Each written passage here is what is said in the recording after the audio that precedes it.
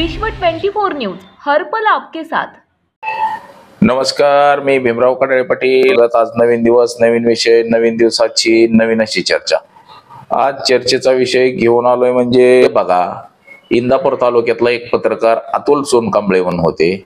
त्यांनी वाळूबाबत अनेक बातम्या केल्या की बेकायदेशीर जी वाळू भीमा नदीतून उपसा होतोय, ही वाळू रात्रभर उपसली जाते आणि रातोरात ती पोचवली जाते। म्हणजे करोडो रुपयांचा भ्रष्टाचार या वाळूमध्ये, म्हणजे तहसीलदार म्हणजे प्रशासन असेल, जसं पोलीस प्रशासन आहे, महसूल प्रशासन आहे, या सगळ्यांच्या संगनमताने सुरू अशा अनेक बातम्या केल्या अतुल सोनकांबळे यांनी।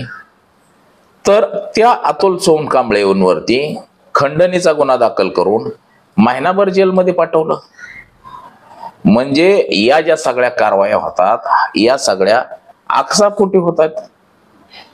तसंच इतर पत्रकार देखील, इंदापूर मधले देखील अनेक पत्रकार आहेत जे या प्रशासकीय व्यवस्थेला बळी पडले।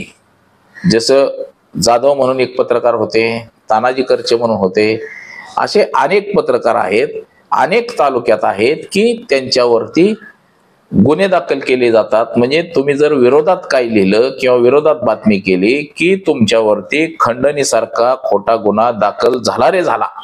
म्हणजे खंडणी, अॅट्रॉसिटी, विनयभंग, हे आपण चॉकलेट वगैरे कसं दुकानात जातो, 1 रुपयाला चॉकलेट आणतो, फोडतो, खातो, चमचम खाऊन टाकतो, म्हणजे अशा पद्धतीने ह्या केसेस झाल्यात। म्हणजे अॅट्रॉसिटी, खंडणी, विनयभंग म्हणजे चिल्लर केसेस झाल्यात, एकदम चिल्लर, म्हणजे एकदम चिंगळ्यातली चिंगळी केस।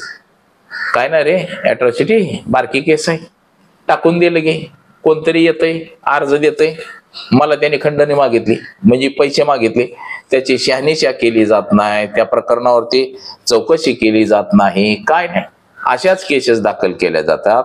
आणि असंच लोकांना बळीचा बकरा बनवून त्यांना महिना 2-2 महिने जेलमध्ये ठेवलं जातं आणि जेलमध्ये पुन्हा त्यांना टॉर्चर केलं जातं, उघडं झोपवलं जातं, मारहाण केली जाते, पुन्हा दमदाटी दिली जाते। परत जर तू आता पत्रकारिता केली, पुन्हा जर तू काय करायला लागला तर तुला आता सोडणार नाही। परत त्या व्यक्तीला अजून तडीपारीची नोटीस येते किंवा LCBचं पत्र येतं, LCB समोर हजर राहा, म्हणजे 110 EG करून तुम्हाला जेलात टाकलं जाईल। मी 2009-10च्या दरम्यान इंदापूर पोलीस स्टेशनच्या विरोधात याच 110 EG बाबत हायकोर्टामध्ये जनहित याचिका दाखल केली होती।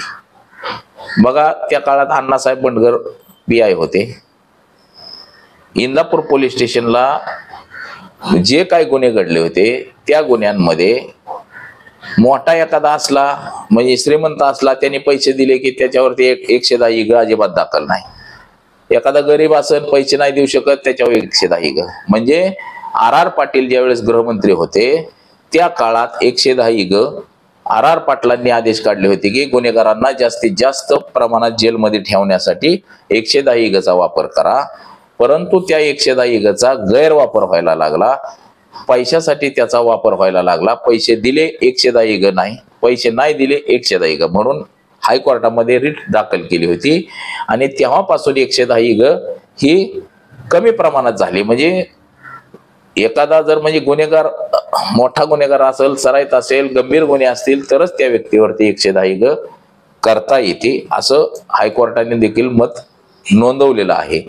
म्हणजे असं असताना देखील म्हणजे एखाद्या व्यक्तीचं खच्चीकरण, बघा, सामाजिक कार्यकर्ता असेल त्याला देखील असंच केलं जातं। एखादा जर सामाजिक कार्यकर्ता चांगलं काम करत असेल तर मात्र तो राजकारण्यांच्या हाताची लागत नसेल तर त्याला गुतवायचं म्हटलं की अॅट्रॉसिटीचा वापर किंवा खंडणीचा वापर। खंडणी तर नॉर्मलच झालंय, कोणी गेलं की मला त्याने पैसे मागितले, दे अर्ज कर दाखल, दे अर्ज कर दाखल, म्हणजे त्याची कसलीही चौकशी केली जात नाही। परंतु ज्याच्यावरती खंडणीचे गुन्हे दाखल होतात किंवा इतर गुन्हे होतात, तो व्यक्ती जर हायकोर्टामध्ये गेला, हायकोर्टामध्ये जर आपल्यावर झालेला अन्याय जर तिथं मांडला, हायकोर्टाला अधिकार आहे की ज्यांनी दाखल केली केस त्याच्यावर देखील गुन्हा दाखल करणे, आणि ज्या पोलीस स्टेशनचा इन्चार्ज असेल तिथला, त्यानं जर हे खोटं केलं असेल तर त्याच्या नोकरीवरती मध्ये त्याला सेवेतून बडतर्फ करण्याचा अधिकार देखील हायकोर्टाला, सुप्रीम कोर्टाला आहे. त्याच्यामुळं लोकांनी तिथपर्यंत देखील गेलं पाहिजे. तुम्ही हायकोर्टात, सुप्रीम कोर्टात जोपर्यंत जात नाही तोपर्यंत न्याय मिळणं कठीण आहे. म्हणजे बघा, जयकुमार गोरेंचं प्रकरण आता हे कुठल्या वळणावरती जाऊन ठेपलं. ज्या महिलेने जयकुमार गोरेंवरती आरोप केले, जेलमध्ये टाकलं, आता त्या महिलेलाच पुन्हा खंडणीच्या केसमध्ये पकडलं. आता एखादी गोष्ट बघा, हे प्रकरण जर असं एकदम चव्हाट्यावर आलं असेल तर कोण पैसे मागणार आहे. आता जयकुमार गोरेंचं असं मत आहे की त्या महिलेने सदर प्रकरण मिटवण्यासाठी 3 कोटीची खंडणी मागितली आणि त्याचे 1 कोटी रुपये त्या बाईच्या घरी पोहोचवले आणि तिला अटक करण्यात आली. म्हणजे जे अटक करायला गेले तेच पैसे घेऊन गेले का? असं पण असू शकतंय की नेली बॅग, ठेवली बॅग, धरले, आणलं धरून सगळ्यांना. त्याला काय पुरावा नाही. पोलिसच जाणार, पोलिसच येणार, पोलिसच धरून आणणार, पोलिसच सगळं करणार का? तर हे मंत्री महोदयांच्या आदेशाने सगळं करावं लागतंय. त्यांचं नाही ऐकलं तर बदली होईल, आपण बडतर्फ होईल, आपण जे कमावलेल्या प्रॉपर्टी त्याच्यात चौकशी लागल. या अशा कारणांमुळे अशा गोष्टी घडू लागतात. आता काल तर पुन्हा नवीन एक ह्याच्यामध्ये आलं. काल असं आलं की आता सुप्रिया सुळे आणि रोहित पवार यांनीच हे सगळं प्रकरण घडवलं असं देवेंद्र भाऊंनी विधान भवनामध्ये सांगितलंय. म्हणजे या प्रकरणाची गुंतागुंत एवढी वाढत चालली की भयानशी वाढत चालली. आज तुम्ही एखाद्या आमदाराचं, एखाद्या खासदाराचं, एखाद्या मोठ्या अधिकाऱ्याचं जर भ्रष्टाचार असेल, त्याचे चुकीच्या बाबी जर तुम्ही निदर्शनास आणण्यासाठी प्रयत्न केला तर मात्र तुमच्यावरती तातडीनं लगेच कारवाई केली जाते. हे प्रकरण दाबण्यासाठी अगोदर सांगितलं जातं हे बंद करा. नाही बंद केलं तर तुमच्यावरती खोट्या केसेस दाखल करून तुम्हाला जेलात घातलं जातं आणि तिथं हे टॉर्चर केलं जातं. अशा पद्धतीची आता महाराष्ट्रामध्ये, देशामध्ये सुरुवात झालेली आहे. सर्वसामान्य किंवा लोकांनी सामाजिक कामं किंवा पत्रकारिता करायची कशी? अशा ज्या चिल्लर चाल्लर केसेस जर लोकांवरती टाकायच्या, महिना आतमध्ये त्यांना ठेवून द्यायचं, आतमध्ये बसवायचं. म्हणजे एखाद्याचं चुकीचं जर बाहेर काढायचं म्हणलं तर त्या माणसाचा इगो जागा होतो. मी एवढा मोठा असताना, मी असा असताना, मी तसा असताना माझं प्रकरण बाहेर काढलं म्हणून त्याचा इगो हट होतो. आणि चांगलं काम करणाऱ्या लोकांवरती देखील अशा खोट्या केसेस दाखल होत्यात. एखादा चुकीचं काम करत असेल त्याच्यावरती केस दाखल व्हायला हरकत नाही, दाखल झाल्या तरी हरकत नाही. परंतु खरं काम करणाऱ्या लोकांवरती देखील खोट्या पद्धतीच्या केसेस दाखल होत्यात. हे भयान वास्तव महाराष्ट्रासमोर आलं पाहिजे. तर आज एवढंच, म्हणजे तुषार खरात यांना वेळीच न्याय मिळावा, तसंच त्या महिलेला न्याय मिळावा, तसंच अनेक जे काही पत्रकार आहेत त्यांच्यावर खोट्या नाटे गुन्हे दाखल होत असतील त्यांना देखील न्याय मिळावा. एवढंच. दहिवडी, मान, खटाव, तसंच सातारा जिल्ह्यात ते जे लय भारी चॅनल आहे, लय भारी चॅनलचे पत्रकार तुषार खरात यांना पोलिसांनी ॲट्रॉसिटी, खंडणी, विनयभंग अशा विविध गुन्ह्याखाली अटक केली.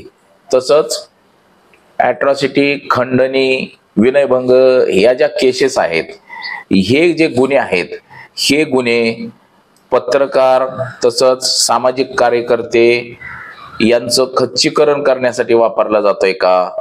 तसंच गाव पातळीवर जे राजकारण सुरू आहे त्या गाव पातळीच्या राजकारणामध्ये समोरच्या पार्टीचं खच्चीकरण करण्यासाठी वापरला जातोय का? म्हणजे ॲट्रॉसिटी, खंडणी, विनयभंग अशा ज्या केसेस आहेत हे गुन्हे चिल्लर झालेत का? म्हणजे एखाद्या पत्रकाराने जर बातम्या टाकल्या कोणाच्या विरोधात तर त्याच्यावरती खंडणीसारखा, म्हणजे पैसे मागितलेल्याचा आरोप लगेच करायचा किंवा ॲट्रॉसिटी दाखल करायची किंवा विनयभंग दाखल करायचा. म्हणजे पत्रकार असो, सामाजिक कार्यकर्ता असो किंवा राजकारणातला काय विषय असो, म्हणजे राजकारणातलं तसंच पत्रकारितेतलं तसंच इतर क्षेत्रातलं काय दाबण्यासाठी या केसेसचा उपयोग होतोय का? म्हणजे ह्या ज्या केसेस आहेत ह्या चिल्लर झाल्यात का? हाच विषय आज चर्चेला घेऊन आलेलो आहे. तर सर्वप्रथम आपण जर चॅनल सबस्क्राईब केला नसेल तर आपण चॅनल सबस्क्राईब करावा ही सर्वांना विनंती. आणि चला चर्चेला सुरुवात करूया. बघा, गेला महिनाभर म्हणजे हे प्रकरण सदर 2016 सालचं आहे। 2016 साली आमदार जयकुमार गोरे यांनी एका महिलेला म्हणजे जे सरसेनापती शिवाजी महाराजांच्या काळात जे सरसेनापती हंबीरराव मोहिते पाटील होते एक घराणं होतं, ते सरसेनापती होते शिवाजी महाराजांच्या ह्याच्यात। त्यांच्या घराण्यातली एक स्त्री, या स्त्रीच्या विनयभंगा प्रकरणी जयकुमार गोरे यांना 10 दिवस जेलमध्ये राहावं लागलं होतं आमदार असताना। आता तोच विषय 2016चा जे भोंगळे फोटो पाठवले होते जयकुमार गोरे यांनी, हा विषय त्यांच्या मानकुटीवरचा काय उतरना। एकंदरीत या प्रकरणाने नवनवीन अशी वळण घेतलेली आहे। त्यातच आता जयकुमार गोरे हे कॅबिनेट मंत्री झालेले आहेत, सोलापूर जिल्ह्याचे पालकमंत्री आहेत, त्यामुळं तर हा विषय अजून जास्त निघालेला आहे। त्यातच लय भारी या चॅनलचे संपादक तुषार खरात यांनी जवळपास 87 व्हिडिओ हे जयकुमार गोरे यांच्या प्रत्येक कारनाम्यावरती बनवलेले आहेत। सदर महिलेने देखील जयकुमार गोरे यांच्या विरोधात केस दाखल केली होती। सदर प्रकरण हे कोर्टामध्ये गेलं। कोर्टामध्ये गेल्यानंतर मात्र त्या ठिकाणी त्या महिलेला हात जोडून माफी मागितली महिलेची जयकुमार गोरेंनी, अशी ती महिला सांगते। आणि माफी मागितल्यानंतर मात्र म्हणजे 2017 मध्ये कोर्टात गेलेलं प्रकरण 2019 मध्ये तडजोडी पोटी मिटलं। म्हणजे जयकुमार गोरे यांनी त्या महिलेला माफीनामा लिहून दिला, मी किंवा माझे कार्यकर्ते तुम्हाला छळणार नाही, त्रास देणार नाही, असा माफीनामा त्या महिलेनं टीव्ही समोर देखील दाखवलेला आहे। 2019 मध्ये हा माफीनामा झाला, सगळं झाला, तरी देखील पुन्हा बघा हे प्रकरण थांबता थांबेना त्या महिलेची पुन्हा व्हॉट्सअपद्वारे फेसबुकद्वारे बदनामी होत चालली, म्हणजे बदनामीच होती। त्यामुळे पुन्हा अजून ते प्रकरण पुन्हा अजून बाहेर निघलं। म्हणजे सदर प्रकरण बघा दबता दबेना।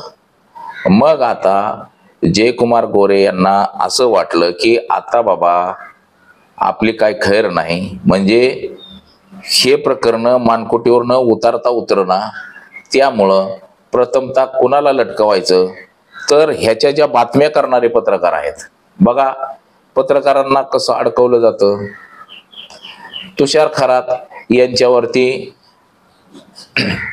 वडोज पोलीस स्टेशन म्हणजे सातारा जिल्ह्यातलं Vadoj police station, Dahiwadi police station, Maswad police station असेल, परत तलभीड पोलीस स्टेशन, सोलापूर, आता सोलापूरमध्ये तर पालकमंत्रीच आहे जयकुमार गोरे, त्याच्यामुळे सोलापूर पोलीस स्टेशन, अशा 5 पोलीस स्टेशन मध्ये विविध कलमान्वये जयकुमार गोरे यांच्यावरती ॲट्रॉसिटी, खंडणी, विनयभंग अशा प्रकारचे गुन्हे दाखल केले।